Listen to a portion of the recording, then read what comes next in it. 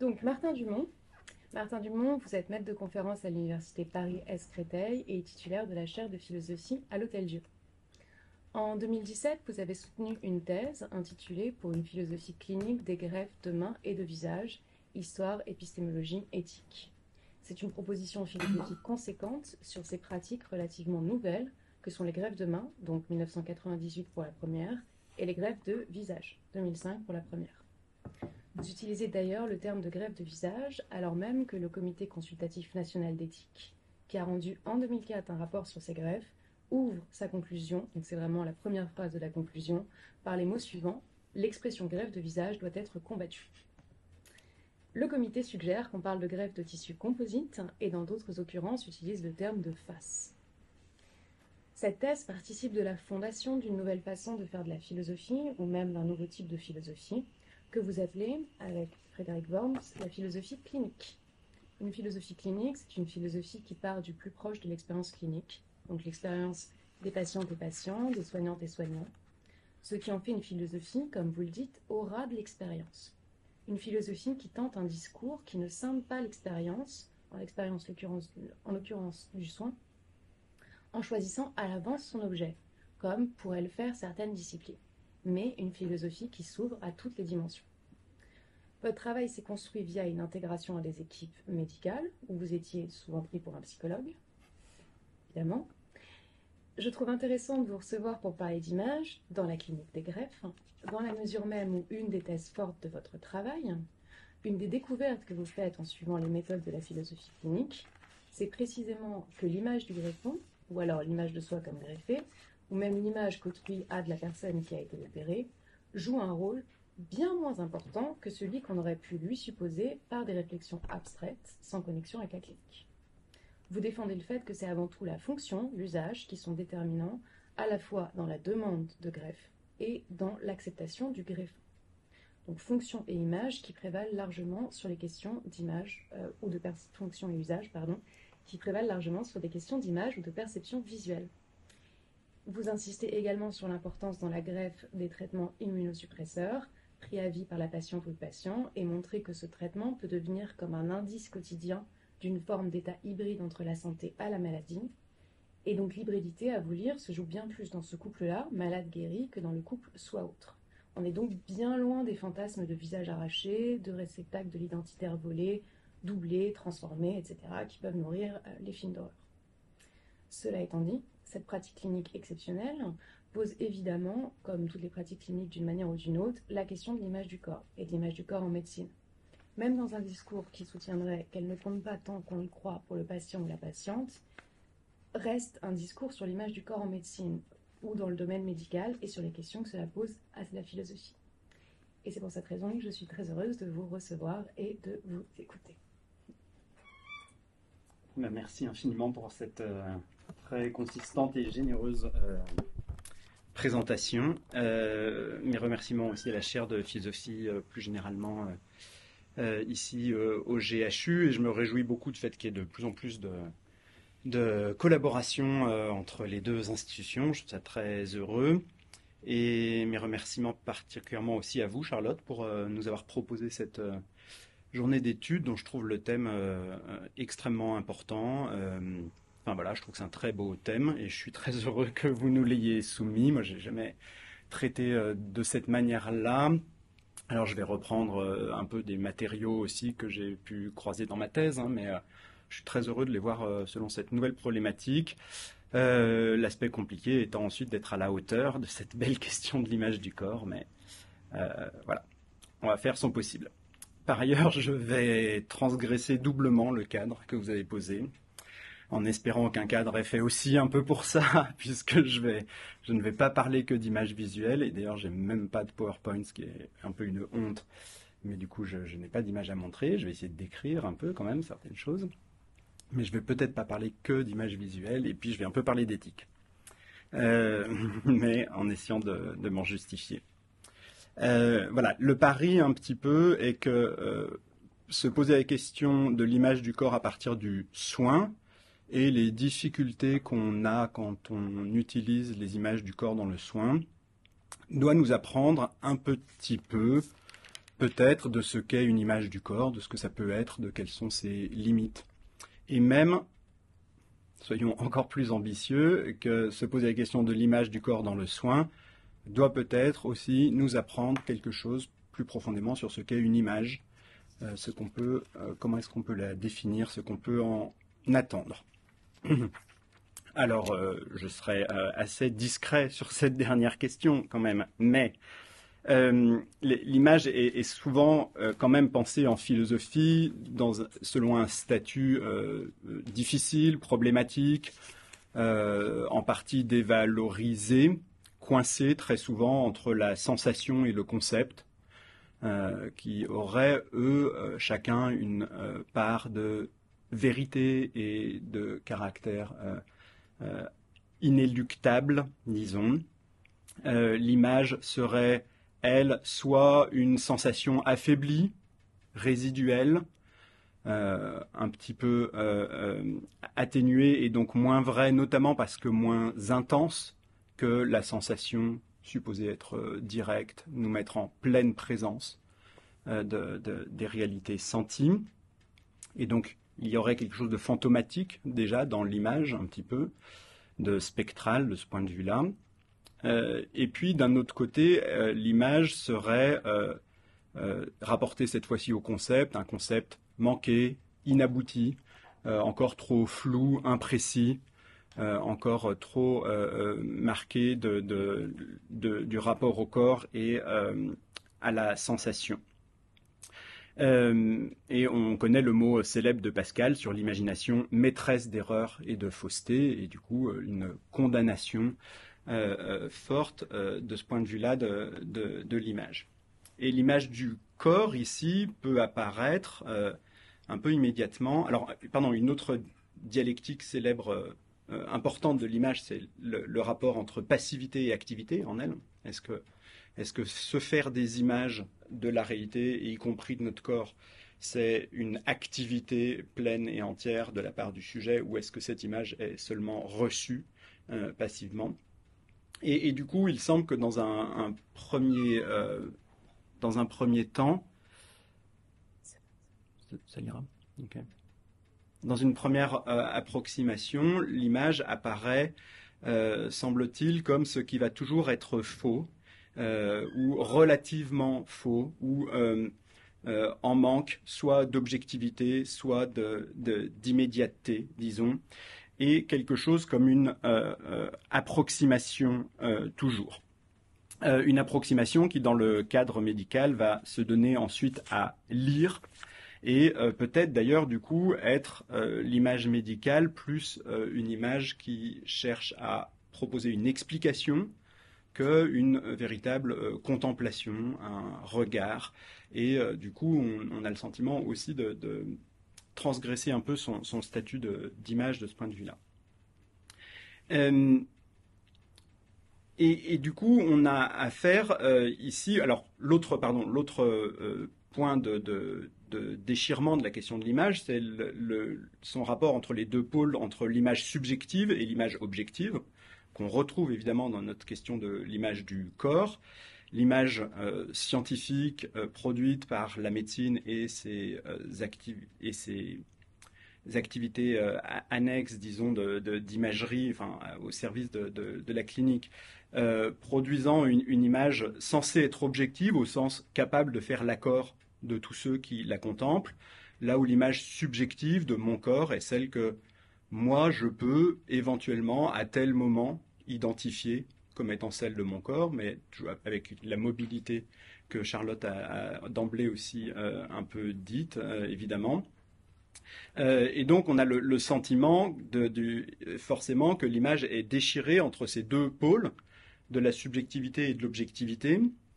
Et justement, alors avec en plus, bien sûr, comme ça a déjà été dit, un emprunt de l'un à l'autre. Nos images subjectives sont évidemment nourries par les images objectives de la science. Et inversement, les images objectives, c'est une évidence, de la science, ne sont jamais si objectives que ça. Elles ont aussi une dimension culturelle qu'elles charrient symbolique, et elles ont avec elles quelque chose comme de la subjectivité. Et du coup, ces images sont toujours quelque chose comme des mixtes. Et il me semble que c'est du coup très intéressant et important de se pencher sur leur usage dans la clinique, justement, où on voit bien leur force de mixte et le fait qu'elles viennent confronter, parfois brutalement, parfois violemment, ces différentes perspectives. Et dans la clinique, voilà, le rapport entre l'image subjective du corps par le patient et son image objective en viennent nécessairement à un conflit. C'est pour ça que j'avais appelé au tout départ, d'ailleurs, cette communication, image conflictuelle du corps dans les transplantations d'organes et plus particulièrement, effectivement, de mains et de visage. Et dernière dialectique, pardon, entre laquelle l'image du corps aussi se retrouve déchirée, et on l'a aussi déjà évoqué, c'est le rapport entre l'image d'un corps comme un tout et l'image du corps morcelé. Le fait que nos images du corps, en fait, bien souvent, sont les images d'une partie du corps, et encore plus en médecine, où on se retrouve à isoler une certaine partie pour l'analyser de manière extrêmement précise, avec en plus des images qui sont, du point de vue médical, des images produites extérieurement par des machines, par des dispositifs techniques extrêmement développés, disons. Ce qui fait qu'elle s'éloigne encore plus peut-être de nos images spontanées, naturelles du corps. Voilà donc des questions bien vastes, peut-être trop vastes d'ailleurs, pardon.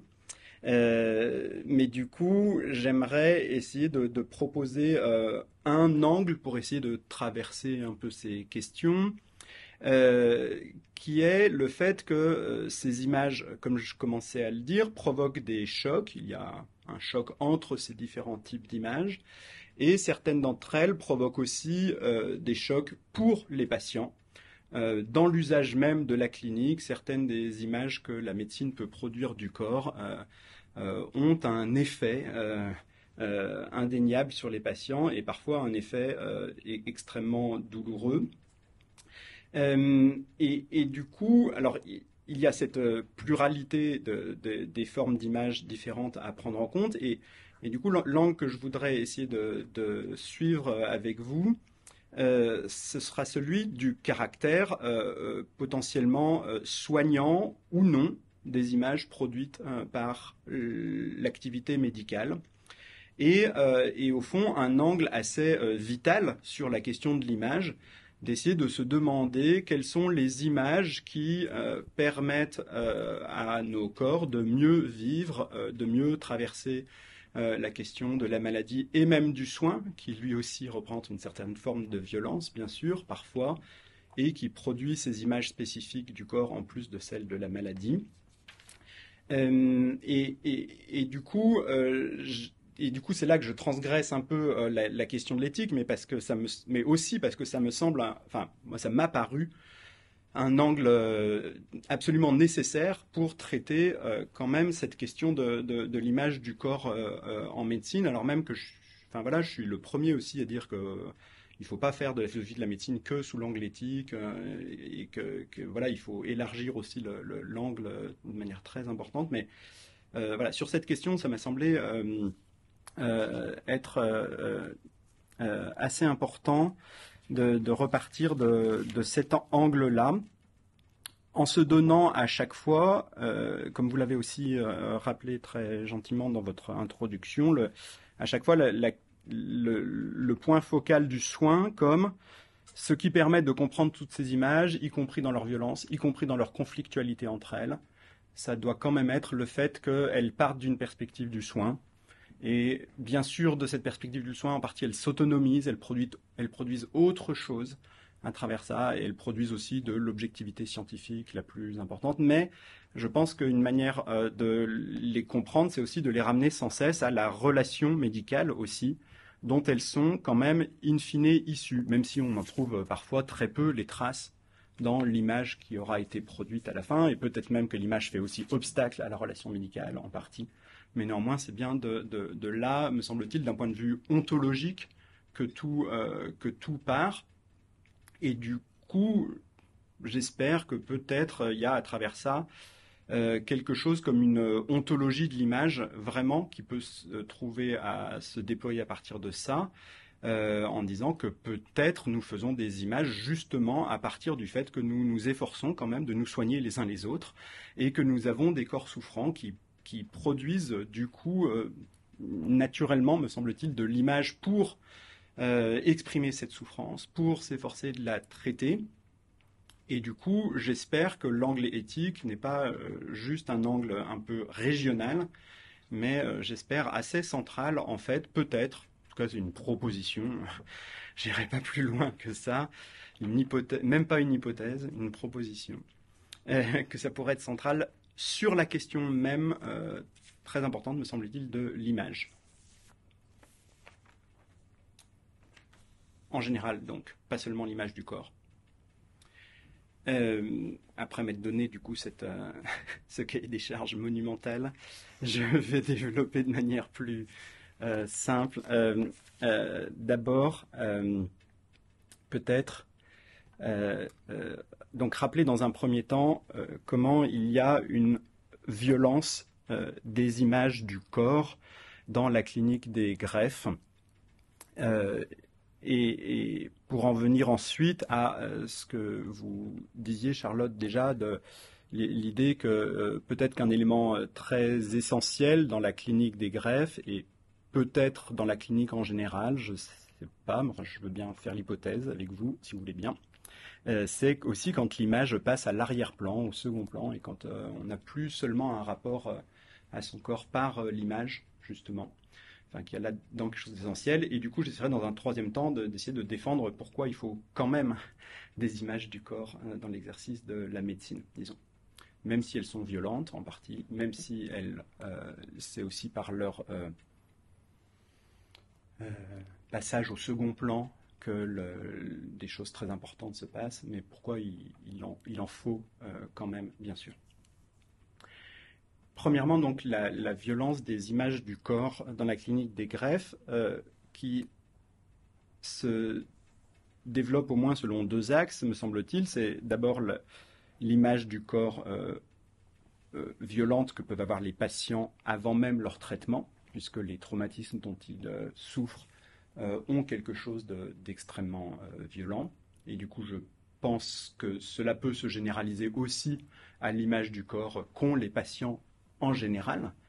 Ce sont des images du corps blessé quand on va trouver son médecin, ne serait-ce que de manière extrêmement minimale, disons, quand la pathologie a la chance d'être bénigne. Et puis le deuxième axe, donc des images du corps violentes, également en tant qu'elles sont produites par le soin pour soigner pourtant, mais elles exercent aussi une violence, me semble-t-il, sur les patients. La première forme donc de violence des images de leur propre corps pour les patients, c'est particulièrement la question du trauma qui peut avoir eu lieu au moment. Alors les patients qui subissent des greffes de mains et de visage ont souvent perdu ces parties de leur corps du fait de traumatismes, pas uniquement, il y a aussi des déficits congénitaux, particulièrement pour le visage qui évolue d'une manière grave, mais il y a quand même cette dimension traumatique et peut-être qu'on retrouve quelque chose comme du trauma aussi, d'ailleurs, même dans les affections congénitales qui viennent quand même aussi faire quelque chose comme une effraction. Et le trauma, me semble-t-il, est une dimension très importante à prendre en compte dans le soin, évidemment. Le fait qu'il n'y a pas que la fonctionnalité qui se trouve qu'on doit s'efforcer de rétablir, mais aussi le fait que la perte de la fonctionnalité a laissé une trace, au-delà même de la trace physique ou physiologique ou en termes de fonctionnalité pure, disons. C'est une des thèses que propose Frédéric Worms dans son ouvrage Revivre, qui justement analyse toutes les modalités dont les choses que nous vivons sont toujours vécues sur la modalité du doublement vécu. Et le trauma en fait justement partie. Le trauma, c'est l'événement qui a été vécu une fois, mais qui continue à être vécu éventuellement d'une manière inconsciente ou en sourdine, disons, mais aussi parfois de manière très visible. Et Frédéric Worms souligne que deux choses. D'abord que nous sommes, il a cette belle formule, il dit nous sommes touchés toujours deux fois par la réalité, c'est-à-dire à la fois par la réalité elle-même et par l'image qui se crée en nous de cette réalité. Et le trauma, c'est justement l'expérience du fait que l'image blessante va pouvoir persister, va pouvoir résister dans la durée encore plus longtemps.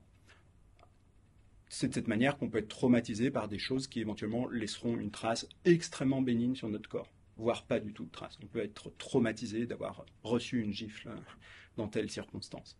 Alors, je ne suis pas sûr qu'il y ait aucune trace corporelle pour autant, même de ça, mais cette dualité est telle, en tout cas, que la trace corporelle peut sembler, disons, minime. Et du coup, Frédéric Worms souligne qu'il y a notamment dans l'œuvre de Freud l'apport très important, bien sûr, d'avoir voulu prendre au sérieux cette question du trauma et de montrer que des personnes dont l'apparence est à la fonctionnalité et à la santé peuvent néanmoins demander un soin extrêmement important puisque le trauma a une consistance en elle-même. Et c'était particulièrement, mais là il y a des gens beaucoup plus compétents que moi sur ces questions, à propos des blessés de guerre et des questions des traumatisés de l'expérience de la Première Guerre mondiale. Je crois que Freud a forgé cela. Et du coup, on retrouve des descriptions. Alors, du coup, c'est pour ça que je vais vous lire, une ou deux descriptions.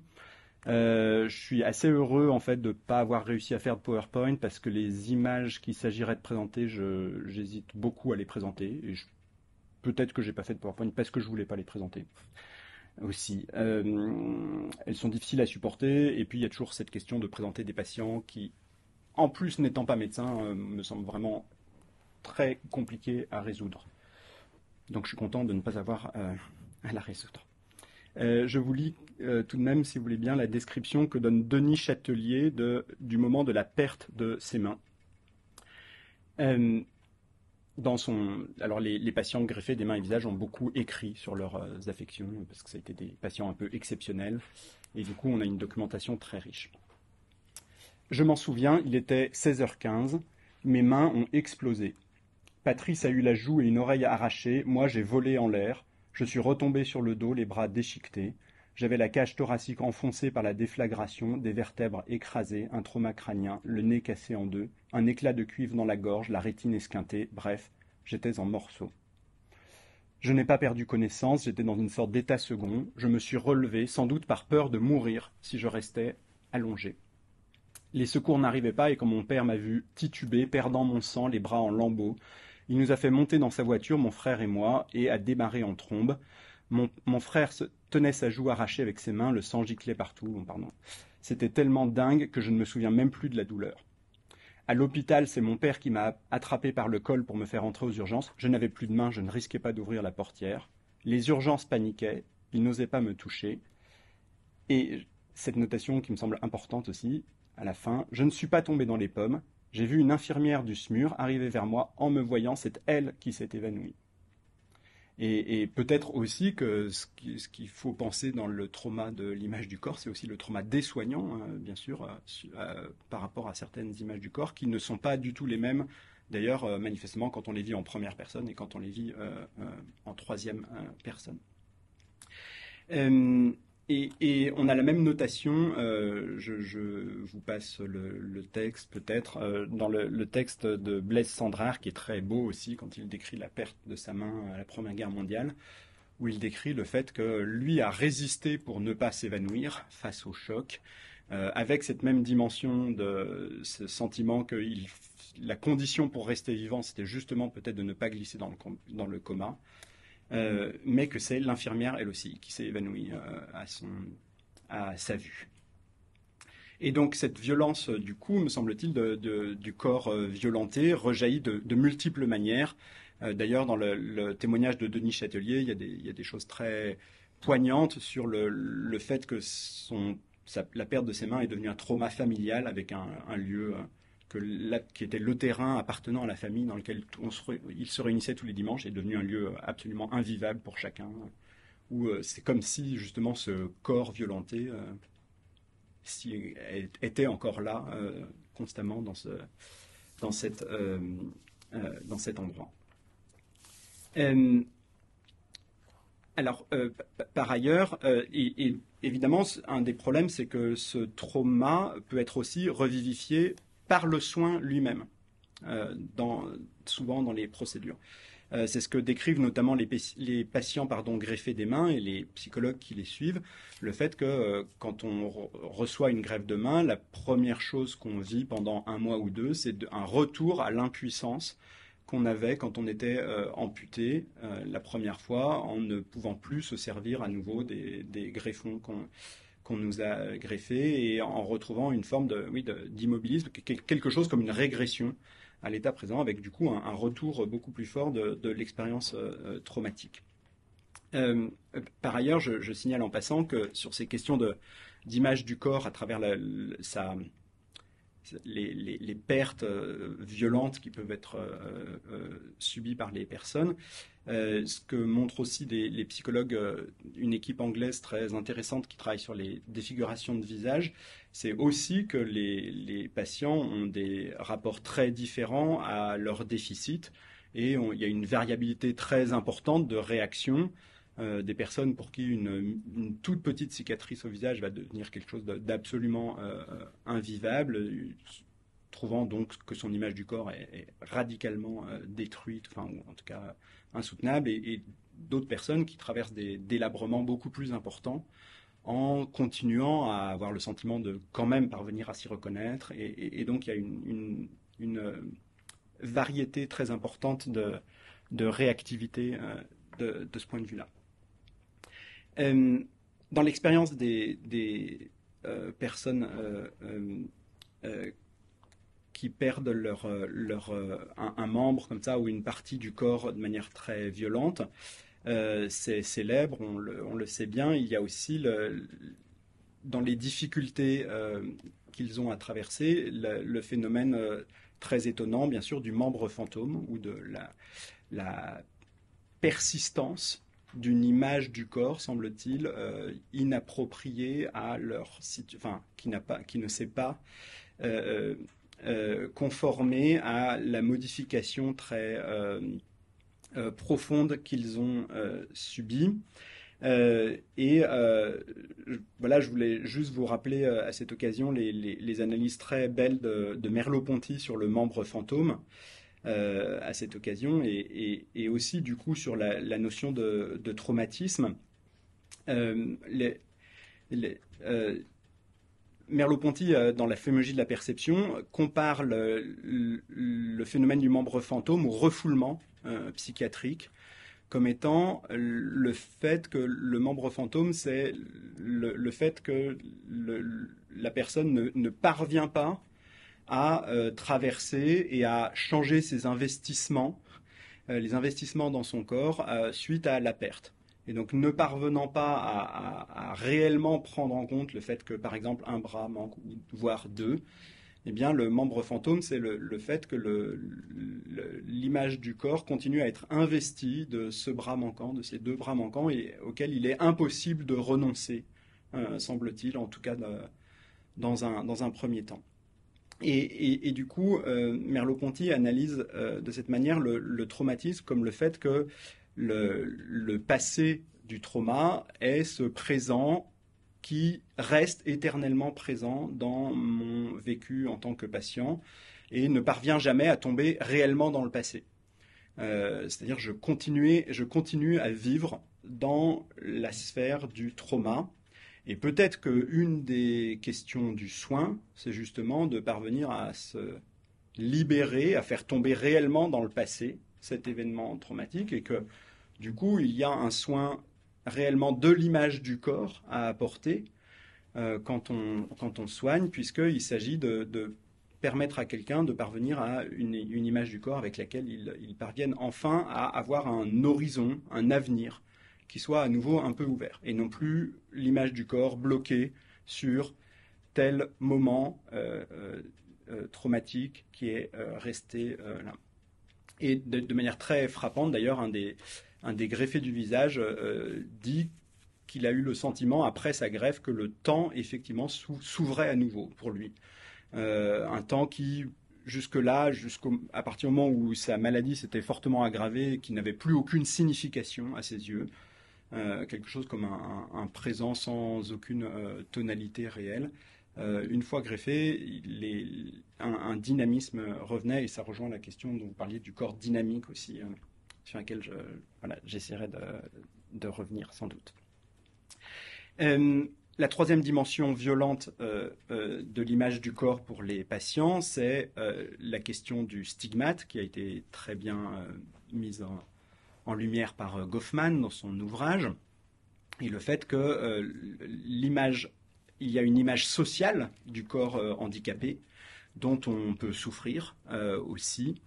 Et Goffman décrit de manière très fine la manière dont les moindres défauts corporels peuvent venir gêner perpétuellement les interactions sociales, être omniprésents même quand on cherche à les mettre entre parenthèses, puisque le comportement d'autrui qui me montre qu'il ne veut surtout pas tenir compte du fait que je suis défiguré, par exemple, me rappelle quand même encore mon défaut, ne serait-ce que par la prévention qu'il est obligé d'utiliser pour ne pas me brusquer. Et Goffman souligne aussi à quel point, du coup, les défauts corporels, de ce point de vue-là, particulièrement quand ils sont visibles dans les interactions, peuvent amener à des interactions absolument non voulues, avec des intrusions régulières dans le champ. Les personnes qui sont prises à partie par autrui dans la rue, par exemple, alors qu'on ne le ferait jamais avec quelqu'un d'autre. Des formes d'animalisation aussi, très souvent. Et le film Elephant Man montre amplement comment il y a une spontanéité, semble-t-il, en tout cas, de l'attribution de traits animaux au corps déformé.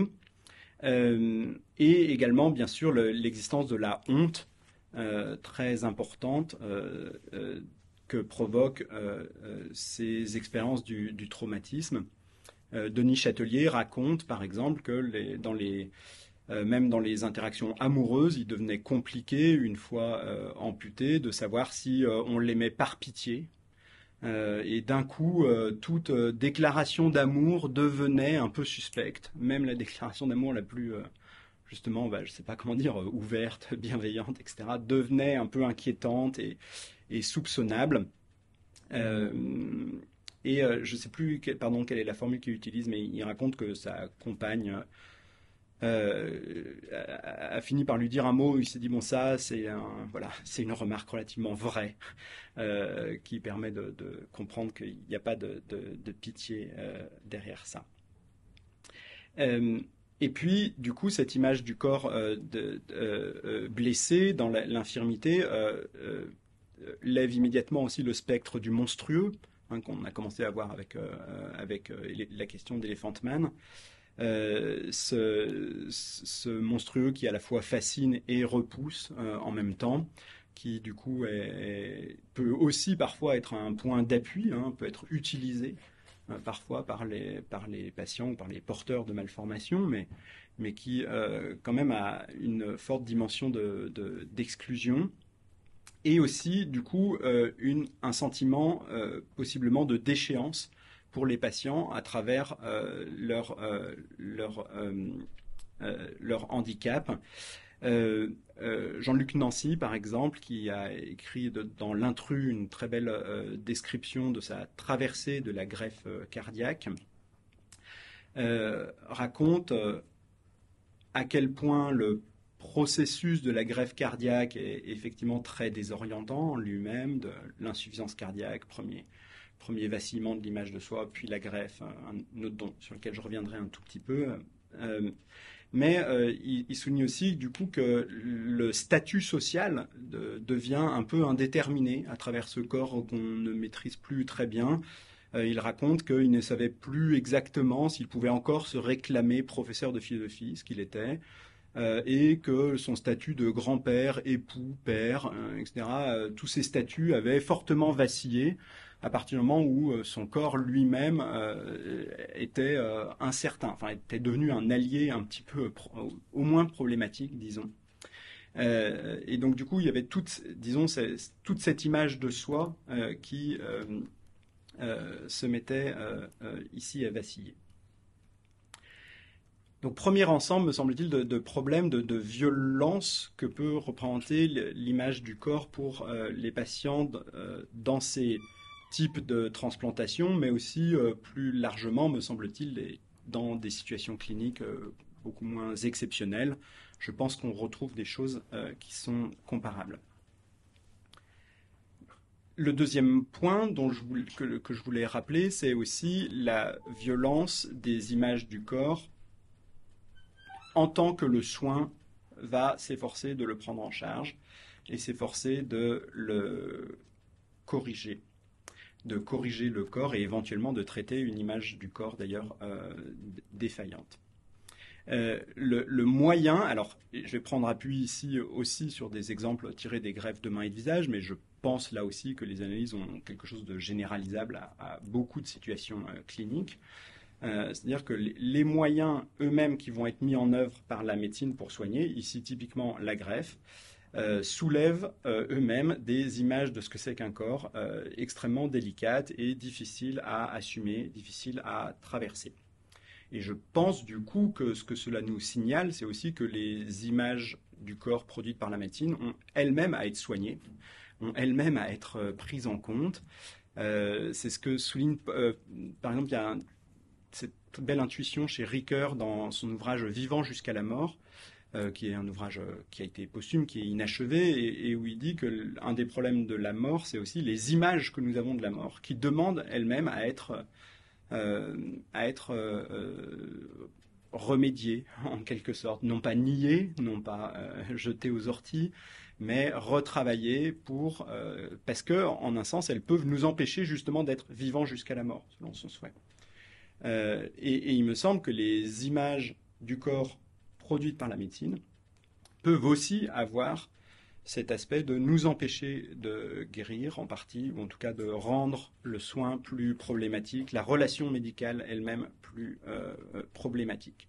Et donc il y a en quelque sorte des images qu'on pourrait aller jusqu'à dire nocives du corps produites par le soin, si on suit toujours ce fil directeur que j'essaye d'avoir de images vitales, soignantes ou non, du corps produite par la médecine. Et bien sûr, on retrouve malheureusement dans le corps greffé lui-même la question du monstrueux, puisque le corps greffé peut paraître, au moins dans un premier temps, extrêmement déstabilisant, comme un hybride impossible à assumer entre deux identités qui sont censées venir se rencontrer d'une manière qui peut paraître elle-même un peu horrifique du coup. Et par exemple le philosophe Philippe Barrier qui a connu une greffe de pancréas, de rein au moins, et peut-être de pancréas aussi, pardon, je sais, désolé de ne plus connaître le détail, raconte qu'il a dû régler avant sa greffe un peu cette question du potentiel corps zombie du greffé, du mort-vivant qui continue à vivre d'une vie un peu étrange en moi, soi-disant. Et qu'il a eu tout un travail psychique à faire, dont il dit, lui, que ça a été décisif pour son appropriation de la greffe, pour éliminer ces images un peu horrifiques qui peuvent être produites par le soin, en tout cas dans un premier temps quand on nous en parle. Une des clés pour cela, très simple, que souligne Barrier, c'est ce qui l'a aidé entre autres à résoudre ça, c'est qu'il a réalisé à un moment que cette image d'un corps zombie des patients greffés, il ne l'avait jamais eue, dit-il, dans les moments où il côtoyait des patients greffés avant son opération. Puisqu'on lui a fait rencontrer, ce qui est peut-être une procédure, qui peut poser des problèmes, mais heureuse aussi, des patients greffés pour pouvoir échanger avec eux sur ce qu'était une greffe. Et à un moment, il s'est rendu compte que c'était un fantasme qui ne l'envahissait que quand il était seul et que face à une personne concrètement greffée, cette image n'était jamais venue le traverser et que du coup, il y avait quelque chose peut-être du coup de l'ordre du corps fonctionnel dans sa dynamique qui vient en quelque sorte un peu effacer une image un peu terrible. Et de ce point de vue-là, il me semble d'ailleurs que ce que je voudrais souligner, c'est que la clinique, et c'est pour ça que régulièrement j'essaie d'insister sur il faut voir comment ça se passe en clinique aussi, vraiment, il me semble que là, la clinique peut avoir un rôle correcteur à l'égard d'images fausses d'un soin produites par l'activité médicale, certes, elle-même, et parfois par sa réception sociale aussi, mais que la clinique attentive permet de se rendre compte que le soin qu'on propose est peut-être moins horrifique que ce qu'on pourrait penser, etc. D'où le fait que je me permets aussi de parler de greffe de visage un peu contre l'avis, mais à cette époque-là, du Comité national d'éthique. Mais je ne sais pas si les personnes tiendraient le même avis pour autant, mais voilà, parce que en partie, l'avis du CCNE a paru à beaucoup de praticiens reposer sur des images de ce soin un peu fantasmées, plus que venant d'une expérience clinique concrète. Alors, ce qui est assez normal vu que l'expérience clinique n'avait pas encore eu lieu. C'était vraiment un avis projectif, ce qui est très compliqué à faire. Mais du coup, d'ailleurs, la clinique des greffes a modifié les questions éthiques qui se posaient dans ces greffes de manière assez profonde, mais où on s'est rendu compte qu'on n'avait sans doute pas posé les bonnes questions au départ, ou en tout cas pas complètement. Par ailleurs, les patients greffés subissent aussi, bien sûr, des stigmates à propos de leur corps une fois greffés. Denis Châtelier raconte quand même qu'une personne a refusé de lui serrer la main une fois greffée, une personne de son entourage, en prétendant que c'était des mains de poulet. Donc on retrouve cette notion d'humiliation, et puis en éveillant le soupçon de on ne sait pas ce qu'ont fait ces mains, elles ont peut-être tué. Mais ce qui était une manière aussi de renvoyer à l'agressivité, sans doute aussi peut-être inconsciemment, on peut jusqu'à dire tu as peut-être tué pour obtenir ces mains, puisque une des choses qui est très compliquée aussi pour les patients, c'est que à vivre, c'est le fait qu'à un moment ils désirent être greffés et du coup ils désirent, leur semble-t-il en partie, que des personnes meurent pour que des organes ou des parties du corps puissent être disponibles, et du coup de manière évidemment fantasmatique, il peut y avoir une part de culpabilité dans cette situation. Et il y a bien sûr aussi la question envahissante de la question de la personnalité du donneur, qui peut sembler être véhiculée à travers le greffon. Alors la plupart des patients vivent ça en réalité plutôt avec de la distance et de l'humour dans la clinique des greffes. Ils s'amusent parfois à dire est-ce que je vais me mettre à conduire à gauche si mon greffon vient d'Angleterre, voilà, mais c'est pas si, dans la clinique des greffes, c'est pas, encore une fois, pas si envahissant que ça les questions, ou c'est des questions qui peuvent recevoir disons une réponse. Et ici, à travers ces formes d'images un peu nocives du soin, on pourrait être tenté, me semble-t-il, d'aller donner une prime à la conception cartésienne du coup de l'image ici, en disant que ce qui pose problème au fond dans les greffes, c'est justement le fait d'avoir une image du greffon plutôt qu'un concept solide, scientifique, objectif, et d'avoir un rapport au corps encore trop empreint du dualisme naïf, prétend des qualités spirituelles à un corps, et donc on aurait une sorte de justification du cartésianisme en disant que voilà, une vision plus cartésienne, disons, du greffon devrait nous éviter du coup ces confusions un peu dommageables. Alors avec le risque, il me semble au moins que ces images risquent du coup de devenir carrément niées de manière violente et donc ne même plus avoir à donner lieu à un soin. On peut dire que penser que le greffon me donne les qualités de mon donneur a un côté un peu fantasmatique, mais on ne peut pas aller jusqu'à le nier et du coup à éliminer ça du champ de la relation médicale, me semble-t-il. L'autre élément encore qui pose problème dans les greffes, c'est l'image du corps guéri que proposent les greffes, puisque les greffes, avec les greffes vont souvent l'image malheureuse, évidemment, de la pièce détachée, du corps composé de pièces détachées, et où on a bien sûr une insistance très souvent sur l'image partielle du corps. Il s'agirait soi-disant seulement d'un organe qui a dysfonctionné dans telle pathologie, alors qu'évidemment tout l'organisme tout entier est en jeu. Et on a le sentiment, bien sûr, qu'en transplantant un nouvel organe, on aurait désormais un corps reparti à zéro, reparti à neuf.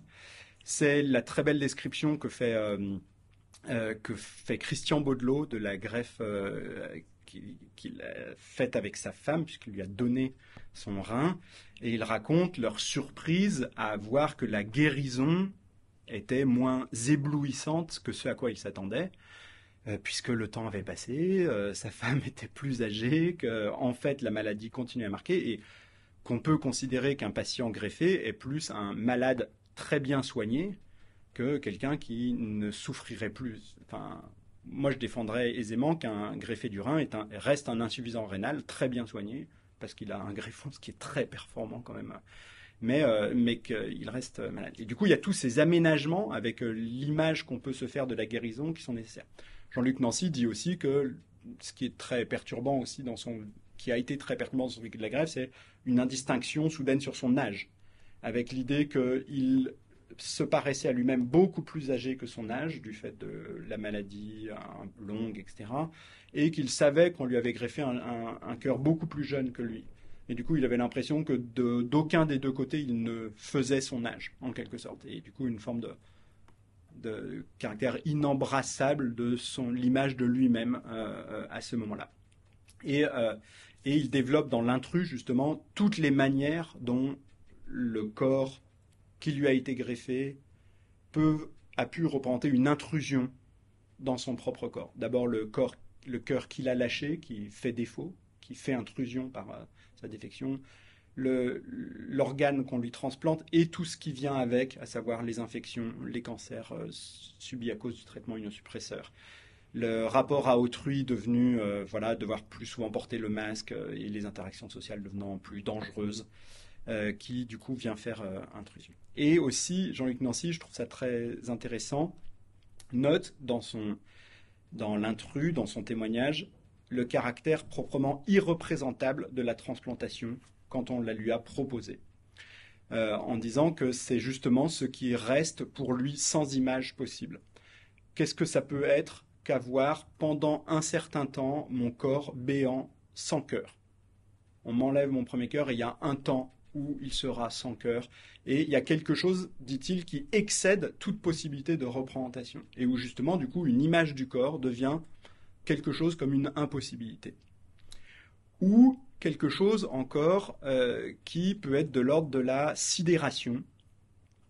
Et du coup, l'image du corps peut être nocive de ce point de vue-là en tant qu'elle va venir faire traumatisme, comme l'analyse qu'on a pu rappeler du traumatisme Merleau-Ponty, venir me figer dans quelque chose qui paraît extrêmement déréalisant.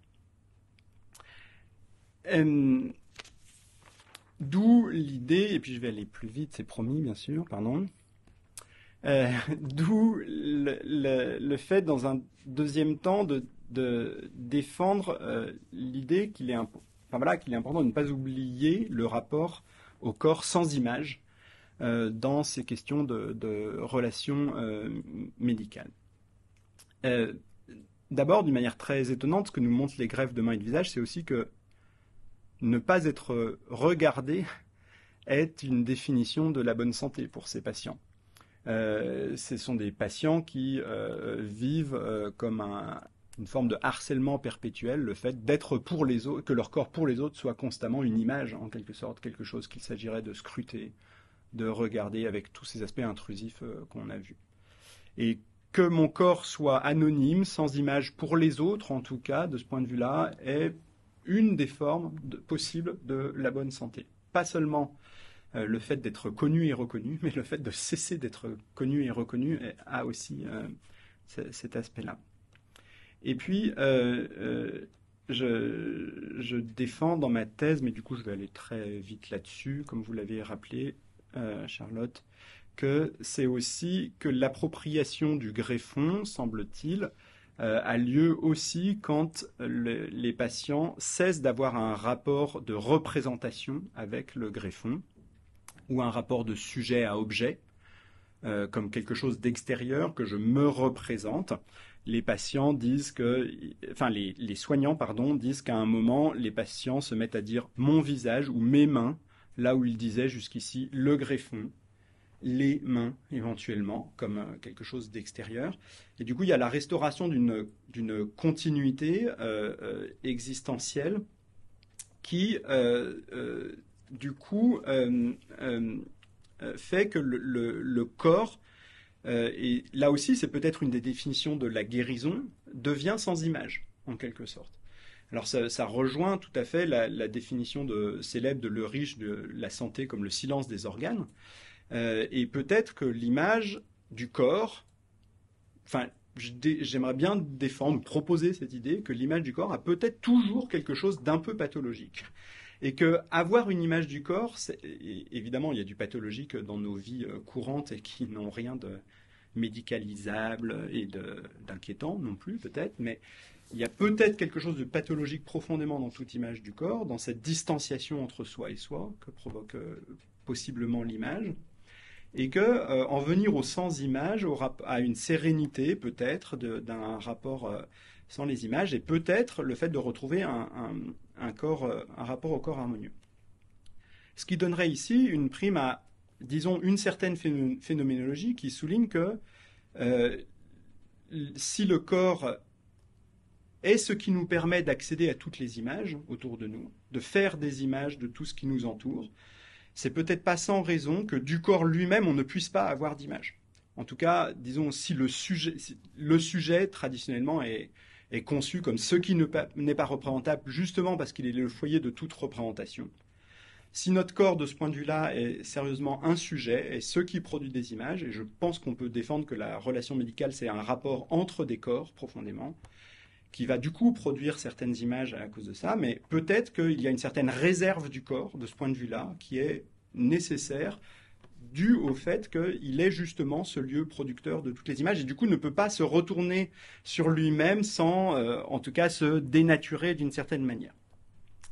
Merleau-Ponty dirait, je crois, que le corps est justement de l'ordre de l'irreprésentable, en tout cas dans sa totalité, et que c'est justement parce qu'il est irreprésentable qu'il reste une forme ouverte sur le monde, avec autrui, et que du coup, qu'un corps qui pourrait être entièrement représenté ne serait plus justement un corps vivant, un corps sujet, un corps dynamique, mais un corps qu'on serait capable de récapituler entièrement, d'enclore, de fermer nos images, et c'est peut-être contre ça que lutte l'expérience de la sidération d'ailleurs. L'expérience de la sidération, c'est peut-être celle de se dire mon corps est en train d'être enfermé dans une seule image et je subis cet enfermement, mais j'essaierai peut-être de lutter contre cela.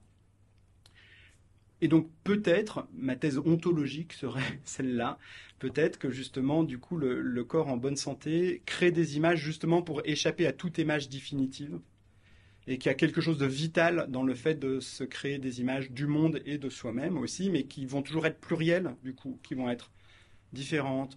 Et c'est pour ça que j'insistais sur le conflit entre elles, etc. Ce que j'essaierai de suggérer un peu à la toute fin, qui doit quand même arriver un peu bientôt, cette toute fin. Et oui.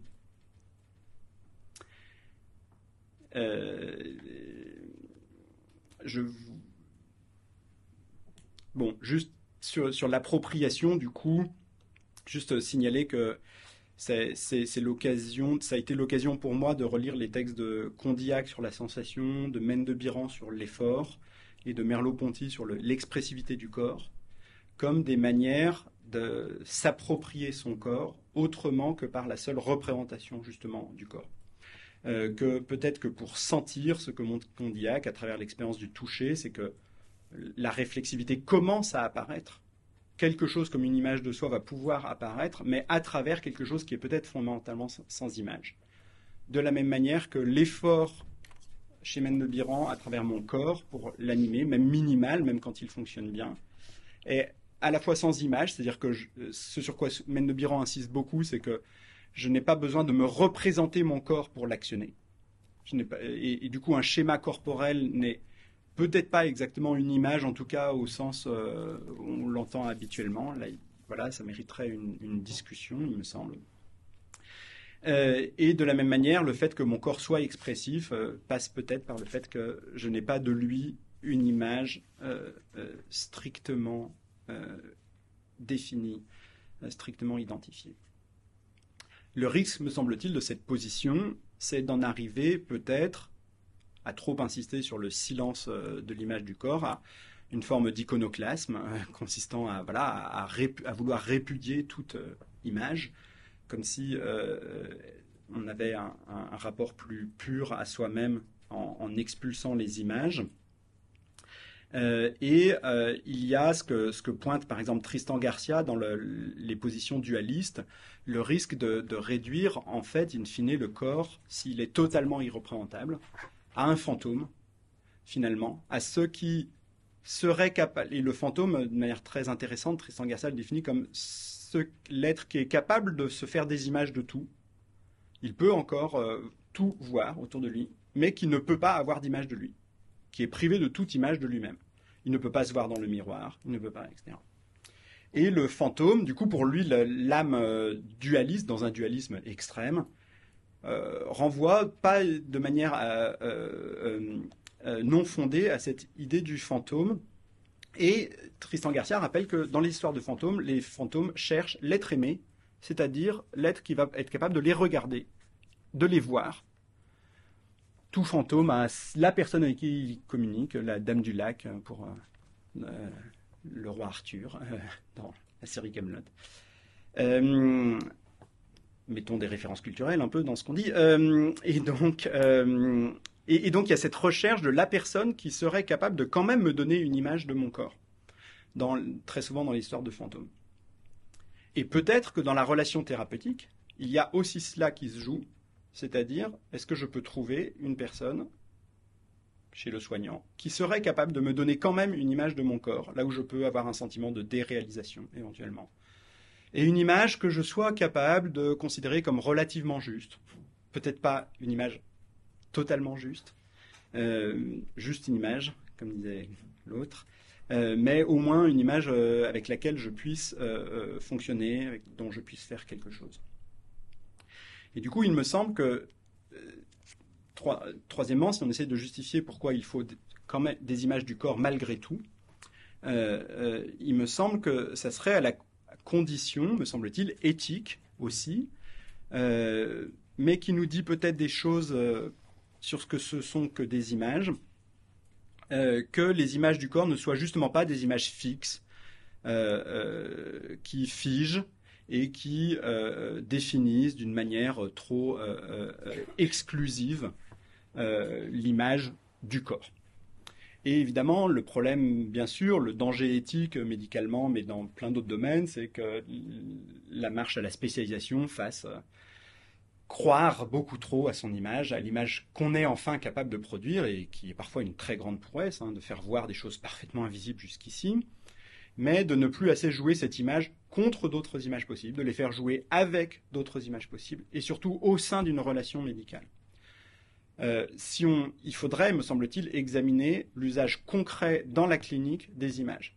Lesquelles sont montrées, dans quel contexte, comment est-ce qu'on en parle exactement. Moi, des infirmières m'ont dit que régulièrement, désormais, la photographie prétend remplacer la visite du professeur. Et que certains médecins disent « envoyez-moi la photo quand vous faites le pansement », et ils jugent sur photo. Et que du coup, on voit beaucoup moins le patient qu'avant, et ce qui, à la fois, est très utile sur certains points, mais très problématique. Moi, j'ai des souvenirs au contraire d'avoir regardé des photos de mes pansements avec l'infirmière qui les faisait. Et je pense que la condition pour que ce soit regardable était justement de la regarder avec quelqu'un qui me disait qu'est-ce que c'est beau alors que c'était très laid, enfin que ça avait certaines apparences de laideur évidemment, qu'on pouvait y trouver une beauté avec un certain œil, enfin quelque chose comme un échange de regards, quelque chose comme voilà. Et donc il me semble que ces images du corps dans la médecine demanderaient absolument à être plurielles et du coup le fait, par exemple dans les greffes de mains et de visage, qu'il y ait des images en conflit. Isabelle Dinoire a par exemple beaucoup résisté à certains discours que les chirurgiens voulaient porter sur sa greffe. Elle a par exemple constamment tenu à dire qu'elle avait non pas son visage et non pas le visage d'un autre en commun, mais un visage. Et alors avec ses moyens propres d'expression, elle insistait sur c'est un visage.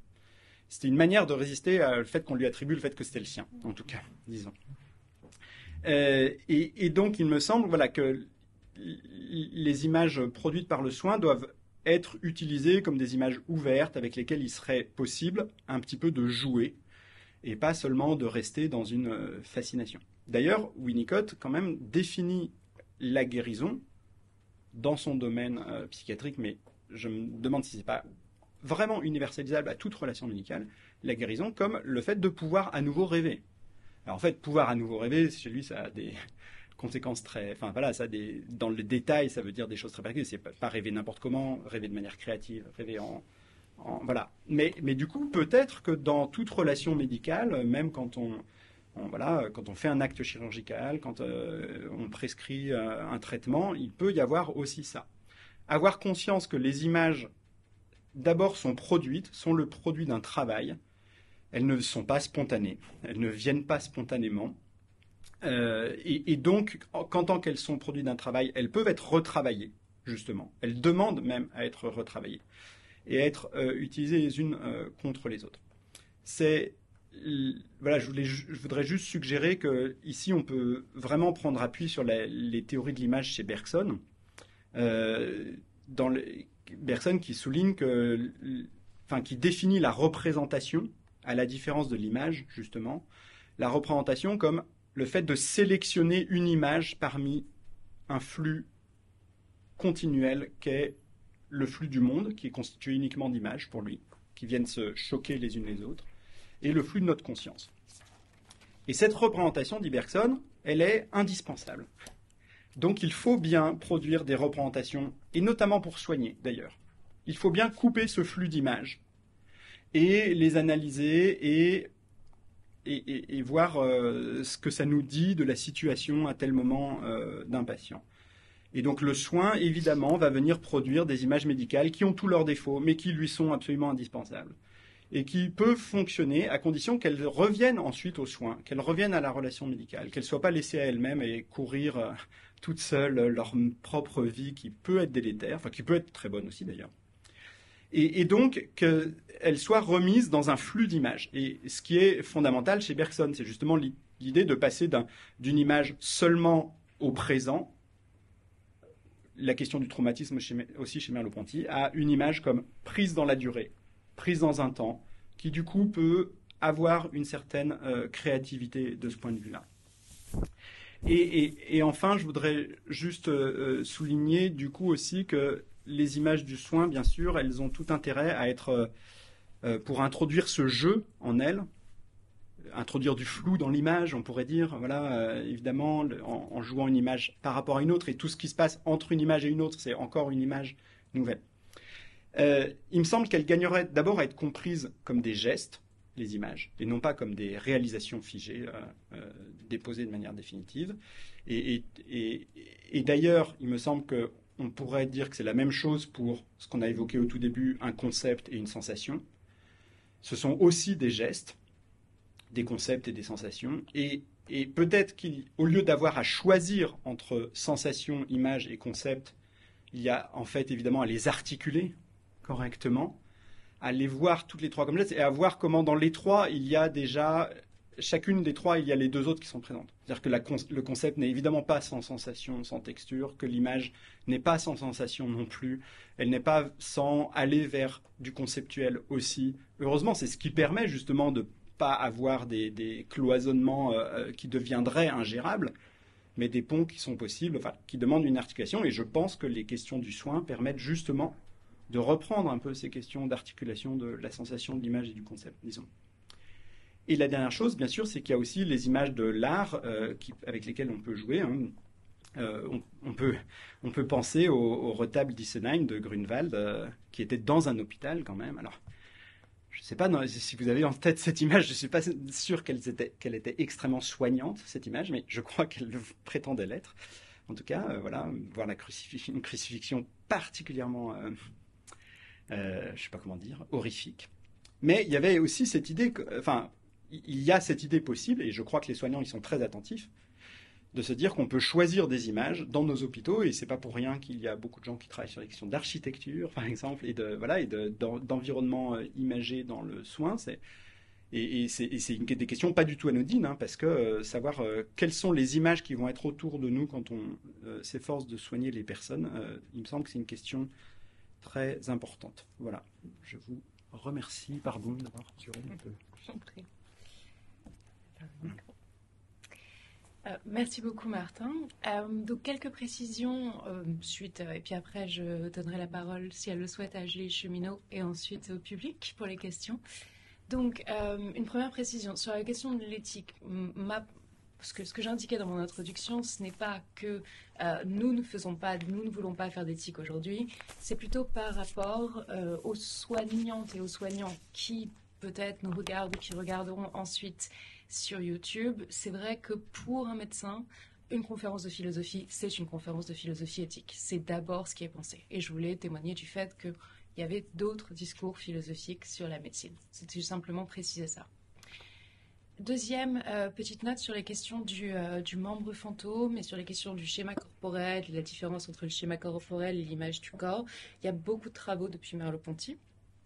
Et en particulier, j'en profite pour vous dire que la semaine prochaine, je reçois, donc le 21, Frédérique de Vignemont dans la séance du séminaire où elle parle de sa propre œuvre, Mind the Body. Donc Frédérique de Vignemont est chercheuse au CNRS, elle est au département de au département d'études cognitives de l'ENS, et elle nous parlera de la façon dont elle pense le schéma corporel et l'image du corps, tout en déployant toutes les dernières théories autour de ça. Et c'est un champ de recherche vraiment, il n'y a pas deux philosophes qui ont la même définition de schéma corporel et il n'y a pas deux philosophes qui sont d'accord sur le fait que c'est soit la même chose que l'image du corps ou pas, ou dans quelle mesure ça l'est ou pas. Donc il y a tout un champ là-dessus, c'est très intéressant.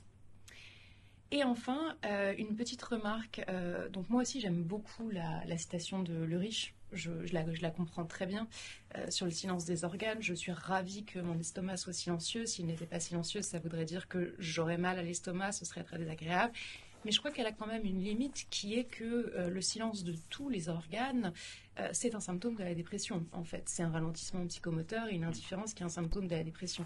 Et en réalité, au sommet d'une montagne, je pense qu'on peut apprécier de sentir ses poumons se gonfler d'air frais.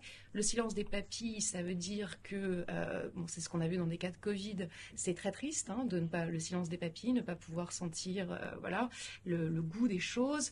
Le silence de la peau, ce serait ne pas pouvoir percevoir. Et même, parfois, on peut avoir un plaisir du bon fonctionnement de l'organisme.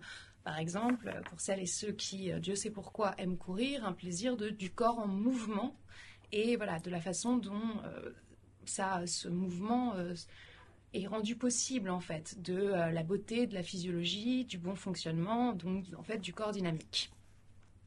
Ce qui m'amène au fait à une réflexion que j'ai trouvée très intéressante, c'est la possibilité pour l'image d'exister dans le regard d'autrui, c'est-à-dire que soit le regard d'autrui qui via un discours puisse aussi me donner une image de soi.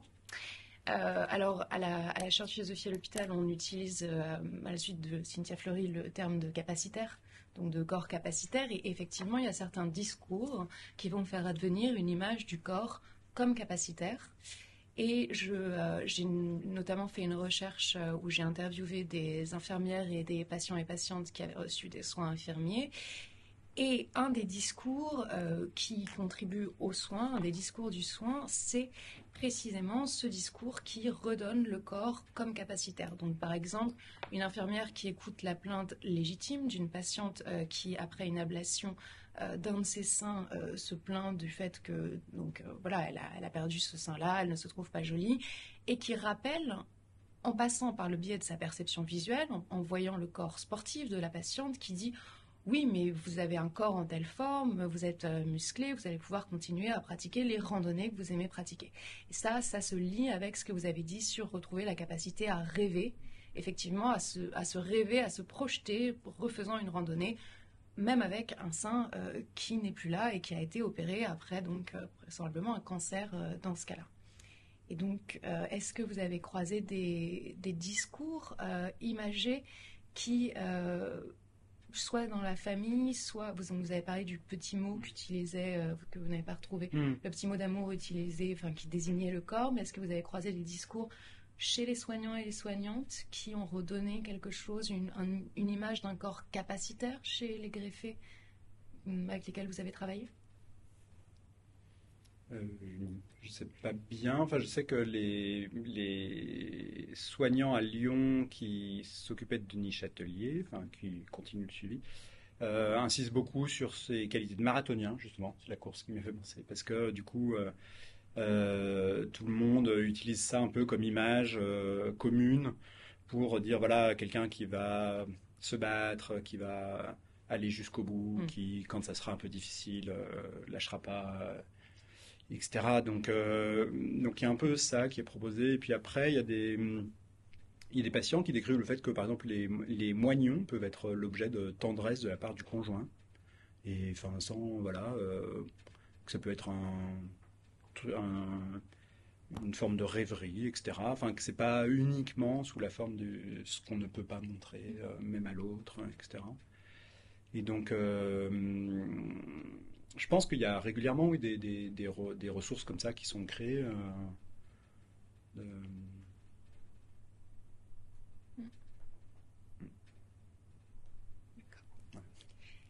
Julie Cheminot, est-ce que vous avez une question? Oui. Merci beaucoup. Juste une remarque par rapport à là, les petits échanges qu'il a commencé à avoir sur des choses qui me paraissaient particulièrement intéressantes. En fait, sur la citation de Riche, je l'entendais pas de cette manière-là. Donc, du coup, voilà. C'est-à-dire qu'il me semble, ce que vous dites me paraît tout à fait juste, mais ça m'a fait réfléchir à des choses qui peut-être pourraient rejoindre la question du coup de l'image du corps aussi. C'est-à-dire que pour moi, la santé, c'est le silence des organes. Ce que j'entends, c'est que l'organe ne crie pas. Oui, mais il ne chante pas non plus. Non, certes, mais pour moi, c'est plutôt dans ce sens-là que je l'entendais. C'est-à-dire vraiment, c'est le silence, c'est-à-dire, voilà, il ne hurle pas au secours, en gros. Et donc, du coup, ce que je me suis dit, parce que votre remarque, évidemment, m'a interpellée aussi, sur le plaisir de sentir, sur le plaisir des poumons, des papilles, etc. Là, du coup, je me demandais si ce type d'expérience dont vous parlez ne sont pas justement des sensations qui se rapprocheraient de ce que Deleuze et Guattari appellent le corps sans organes. Et que si on ne pourrait pas, de cette manière-là, penser que quand on sent ces organes, et j'ai l'impression, moi, je pense que c'est comme ça, on pourrait comprendre la citation de Mérich, c'est que tout d'un coup, on a, et ça rejoindrait de se faire un petit peu ce que Martin Dumont vous présentait, il me semble, tout d'un coup, on a un organe qui est trop présent, la pensée de l'organisme avec ces organes qui est trop présent. Et voilà, quand Artaud parle de corps sans organes, c'est justement contre une vision trop médicale, trop organique. Et alors que, voilà, il me semble que cette expérience de sentir l'air dans les poumons en haut d'une montagne, c'est pas qu'on sent ses poumons, c'est qu'on sent ses poumons, mais à l'intérieur de la vie, en fait, de ce que vous parliez comme corps dynamique, etc. Voilà, et donc, du coup, je me demandais si là, il n'y avait pas cette idée, l'idée de corps sans organes ne permettait pas de penser justement ce risque de fixation d'image. Voilà, dans ce sens-là. Après, j'aurais plein d'autres choses, mais ça sera peut-être par rapport à ce que vous avez présenté, mais je pense que ça reviendra après que j'ai moi-même parlé, parce qu'il y a des points qui se rejoignent. Voilà. Merci. Il y a quelque chose là. Juste un mot, et après je vous le repasse. J'entends, et pour les poumons, c'est très juste. Effectivement, je pense qu'on est plutôt du côté du corps sans organes. Il faudrait en discuter avec des athlètes de haut niveau. Je pense notamment aux danseurs ou aux danseuses, parce que ils ont et elles ont parfois une connaissance vraiment de leur anatomie. Et je crois qu'elles peuvent vraiment sentir tel muscle, dans tel effort, et là on n'est plus tout à fait dans le corps sans organes.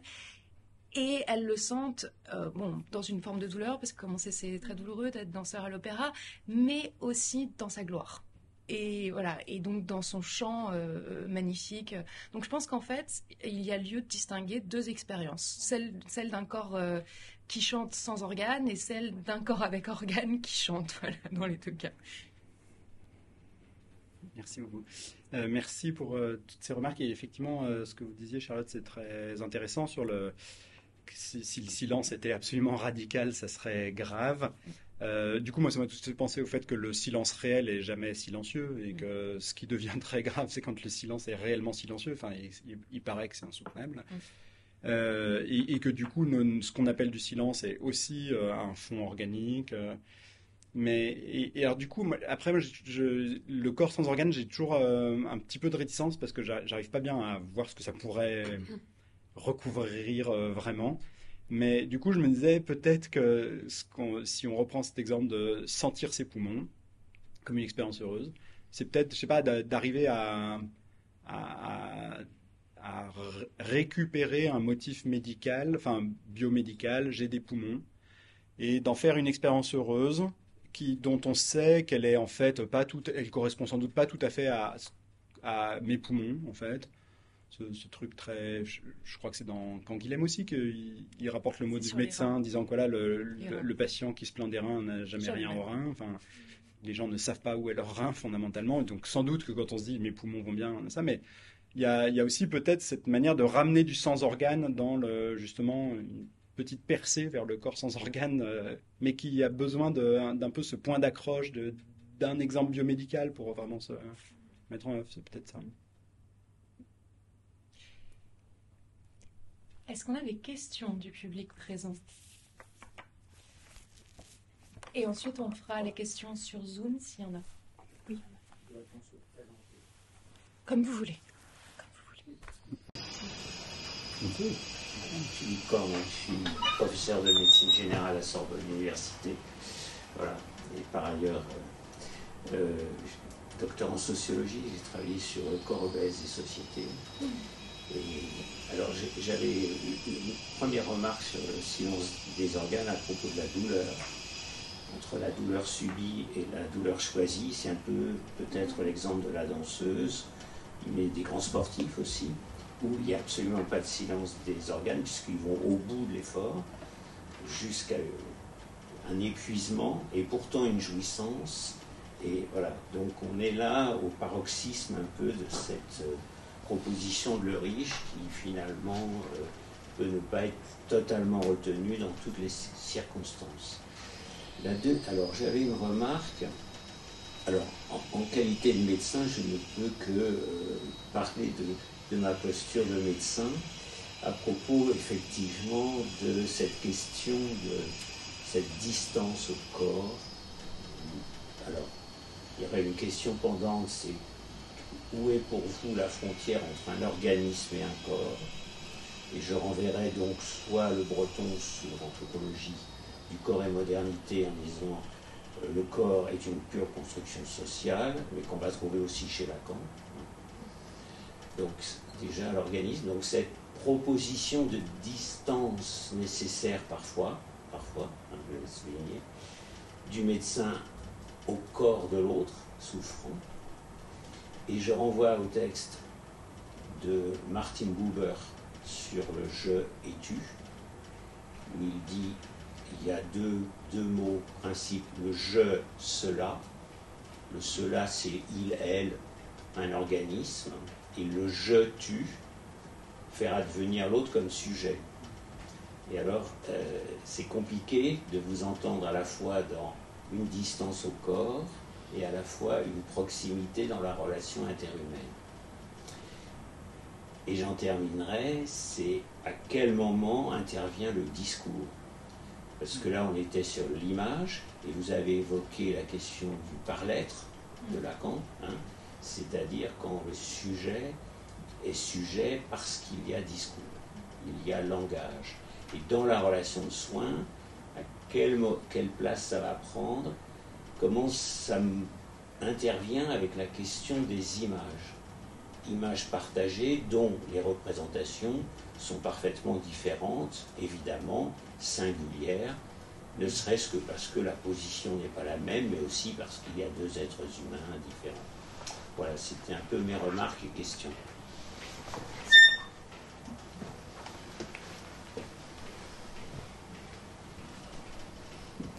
Merci beaucoup, c'est très riche. Je ne saurais pas répondre à tout, bien sûr, mais sur la question de la place du discours, enfin, du coup aussi, ce qui me revenait un peu en vous entendant, c'est le fait que le discours est déjà aussi plein d'images, en fait. Enfin, que la transition, elle est pas si délicate à faire parce que on peut peut-être déjà s'efforcer d'être attentif aux images qu'emploie le patient, dans quelle mesure on les partage, dans quelle mesure on les comprend correctement. Et de ce point de vue-là aussi, il y a des images figées, des images vivantes. La médecine de transplantation est pleine de clichés très rebattus sur le greffon comme arbre de vie, et du coup, les patients aussi reprennent ces images, mais peut-être qu'ils les font bouger en même temps. Donc voilà, je pense qu'il y aurait ça à être attentif. Et puis, j'imagine au moins, enfin, ce que je disais aussi voilà, sur le fait que les images doivent ouvrir à une discussion, à un dialogue, ouais, et pas juste être envoyé de manière solitaire aux patients, il me semble. Merci beaucoup. Est-ce que vous avez un retour ou est-ce qu'on passe à une autre question? Merci. De toute façon, vous restez avec nous cet après-midi pour... D'accord. Ah, très bien, j'ai compris. Est-ce qu'on a d'autres questions dans le public? Oui.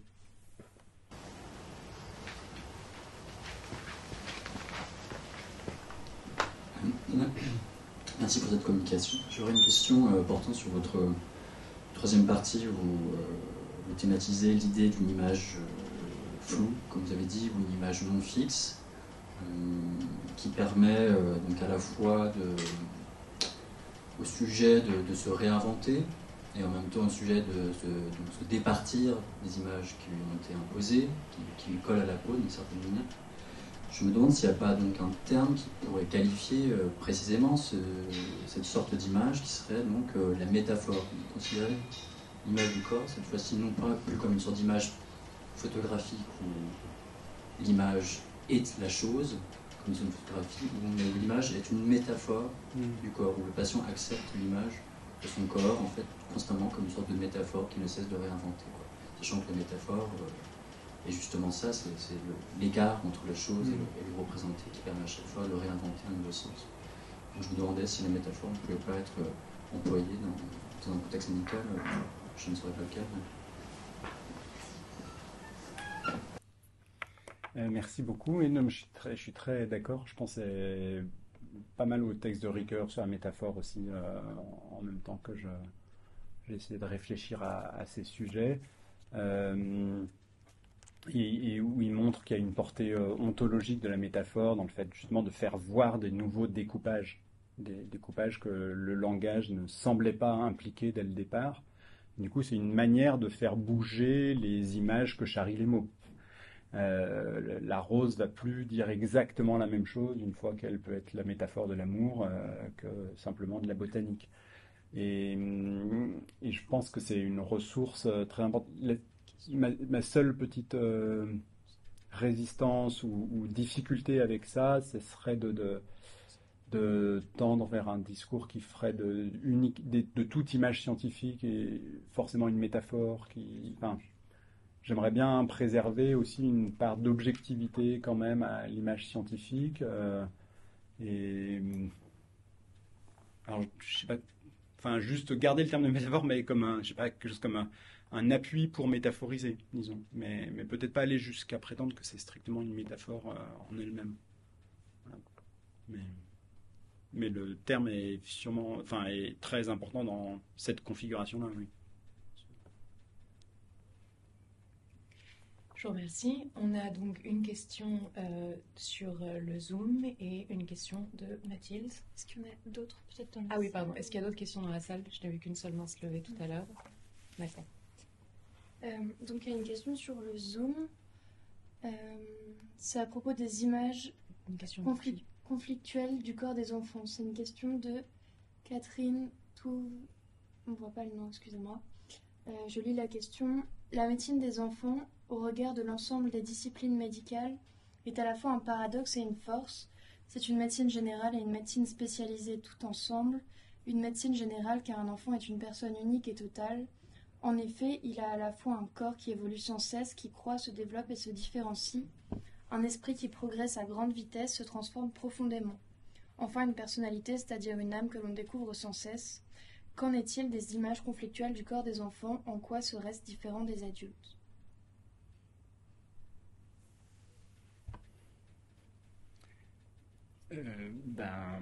C'est très intéressant comme perspective, mais j'ai pas grand-chose j'avoue, immédiatement à dire, si ce n'est peut-être que le cas des enfants, qui est plus qu'un exemple, nous remet quand même immédiatement dans l'idée d'une image dynamique, encore plus que l'adulte, et du coup, je pense, nous fait prendre encore plus vite conscience du fait qu'il y a à la fois de la fixité et du dynamique dans l'image qu'on peut avoir du corps. J'ai un peu l'impression que chez l'adulte, on a plus vite tendance à l'oublier, et que du coup, il y a ça comme apport spécifique de la clinique des enfants. Mais alors après, je ne suis pas du tout spécialiste des questions chez l'enfant. Merci beaucoup. Il y a des travaux qui ont été faits en philosophie analytique sur le fait que il y a je suis désolée, je n'ai pas la référence de l'article en tête, je peux peut-être la retrouver pour cet après-midi, sur le fait qu'il y a une forme de modèle d'image du corps qui se fixe à un certain moment dans l'âge adulte. D'où le fait que des personnes de 70 ans, par exemple, se croisant dans la glace, sont très surprises de ne pas voir l'image qu'elles ont gardée d'elles-mêmes à 40 ans. Et ça s'est arrêté. Il y a toujours un petit décalage parce qu'en fait, il y a un moment où il y a une image qui se fixe. Peut-être aussi parce qu'on se regarde moins tous les jours, etc. Donc, il y a en tout cas, il y a certaines propositions théoriques, au moins un article là-dessus, sur le fait qu'il y a comme ça des modèles fixes qui, chez l'enfant, à mon avis, ne sont pas aussi arrêtés, puisque l'enfant voit son image évoluer constamment. Et ce qui crée un rapport très différent en termes de dynamique.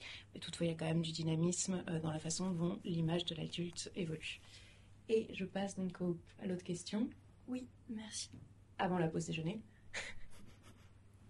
Excusez-moi, tout à l'heure, vous parliez du membre fantôme et du refoulement psychiatrique qui pouvait se faire, que c'était le signe d'un refoulement psychiatrique de sentir le membre qui était là mais qui n'est plus là. Qui est-ce qui théorise ça? C'est Merleau-Ponty directement? Je me suis mal exprimé. Merleau-Ponty dit que, c'est dans Merleau-Ponty, mais il dit que c'est un processus comparable au refoulement. D'accord. Il ne dit pas que c'est un refoulement au sens strict, mais qu'il y a quelque chose de comparable avec face à un obstacle, face à un conflit intérieur. Je renonce pas à mon désir, en fait. Je passe pas à autre chose. Et dans le membre fantôme, à la fois je sais que j'ai plus cette partie du corps, mais je ne renonce pas pour autant aux possibilités que ça me donnait, et du coup je continue à buter sans cesse sur ça auquel j'ai pas renoncé. D'accord. Merci beaucoup. Merci. Si nous n'avons plus de questions, je vous dis à tout à l'heure, à partir donc de 14h30. Nous nous retrouvons ici donc à l'amphithéâtre Morel. À tout à l'heure.